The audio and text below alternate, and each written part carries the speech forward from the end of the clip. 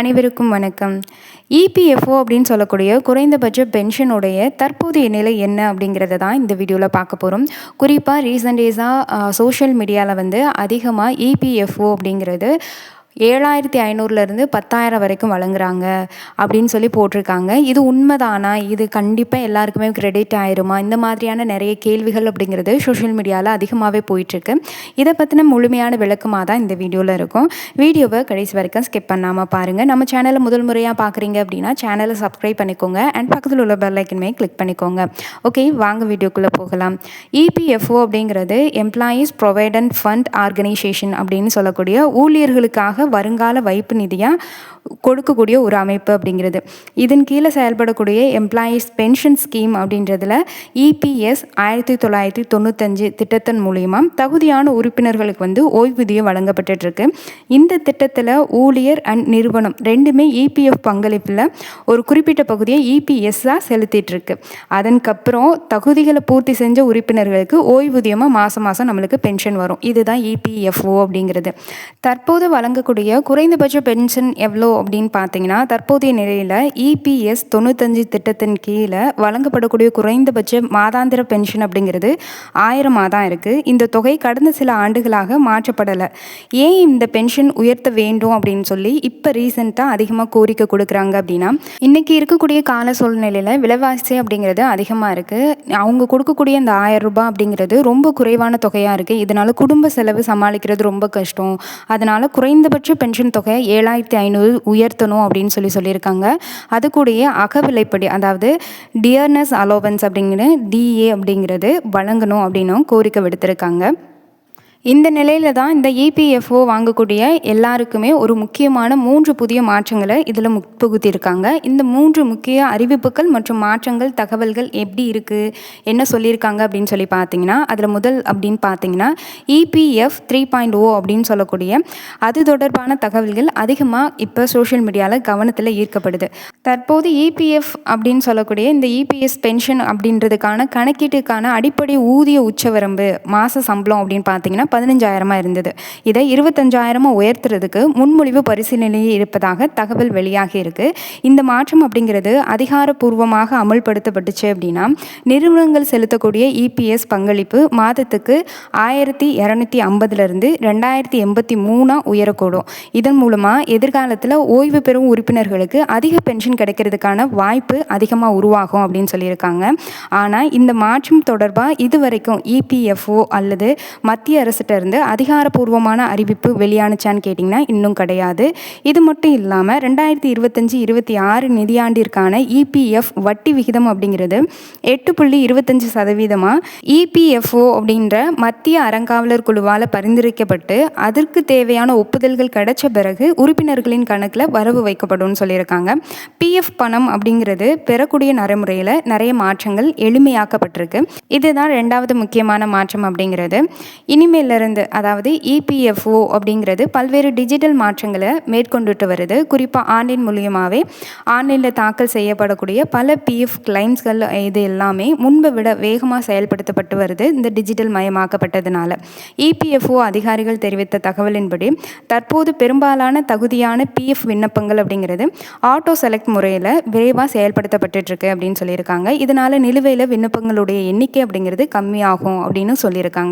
இது மட்டும் இல்லாமல் இதுக்கு தேவையான ஆவணங்கள் அப்படின்னு சொல்லி பார்த்தீங்கன்னா கேஒய்சி விவரங்கள் முழுமையாக சரியாக இருந்தால் சில பிஎஃப் கிளைம்கள் 48 மணி நேரத்துக்குள்ளேயும் முடிக்கப்படலான்னு தெரிவிச்சிருக்காங்க. இருந்தாலும் இது அனைத்து விண்ணப்பங்களுக்கும் பொருந்தும் காலக்கெடு அல்ல. ஒவ்வொரு விண்ணப்பத்தோடைய தன்மையை பொறுத்து இது செயல்படக்கூடிய காலம் அப்படிங்கிறது மாற்றமடையும் அப்படின்னு சொல்லியிருக்காங்க. இதற்கிடையில் யூபிஐ மூலயமா பிஎஃப் தொகையை நேரடியாக வங்கி கணக்கில் இருந்து பெறக்கூடிய விதமாக ஒரு வசதியையும் ஏற்படுத்தியிருக்காங்க இந்த இபிஎஃப்ஓ அப்படிங்கிறது. எதிர்காலத்தில் நேரடியாக யூபிஐ மூலயமா உங்களோட வங்கி கணக்கில் இருந்தே நீங்களே பணத்தை எடுத்துக்கலாம். இந்த வசதி நடைமுறைக்கு வந்துச்சு அப்படின்னா பிஎஃப் பணம் பெறக்கூடிய செயல்முறையில் ரொம்ப ஈஸியாகிடும், வேகமாகவும் நடக்கக்கூடியதாக இருக்கும். சமீபத்தில் ஆகஸ்ட் மாதத்தோடைய இறுதிக்குள்ளே இந்த வசதி அறிமுகப்படுத்தலாம் அப்படின்னு சொல்லி தகவல் கூட வெளியாகியிருக்கு. ஆனால் இது குறித்து இபிஎஃப்ஓ அப்படிங்கிறது இது வரைக்குமே அதிகாரப்பூர்வ தேதியையோ இல்லை இறுதி அறிவிப்பையோ வெளியிடலை. எனவே இது தற்போது எதிர்பார்க்கப்படும் அப்டேட்டாக தான் இருக்குது. இதே போல் இபிஎஸ் 95 திட்டத்தின் கீழே வழங்கக்கூடிய குறைந்தபட்ச மாதாந்திர பென்ஷனை 1000லேருந்து 7500 உயர்த்த வேண்டும் அப்படின்ற கோரிக்கை அப்படிங்கிறது தொடர்ந்து வலியுறுத்தப்பட்டுட்டு தான் இருக்குது. இப்படி இருக்கிற சூழ்நிலையில தான் இன்றைக்கி இருக்கக்கூடிய அப்டேட் படி, அதாவது ஆகஸ்ட் 3ஆம் தேதி அப்டேட் படி இபிஎஸ் 95 ஓய்வூதியதாரர்களுடைய அமைப்புகள் தங்களுடைய கோரிக்கையை மத்திய அரசின் கவனத்திற்கு கொண்டு செல்ல பல்வேறு போராட்டங்களை அறிவிச்சிருக்கு. இந்த கோரிக்கைகள் குறித்து அரசிடமிருந்து வலியுறுத்தப்பட்டு வருகிறது.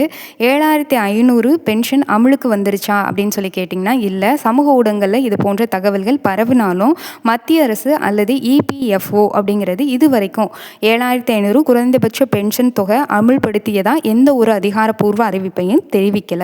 எனவே தற்போது நடைமுறையில் இருக்கக்கூடிய 1000 ரூபாய் தான் குறைந்தபட்ச பென்ஷன் தொகையாக இருக்குது.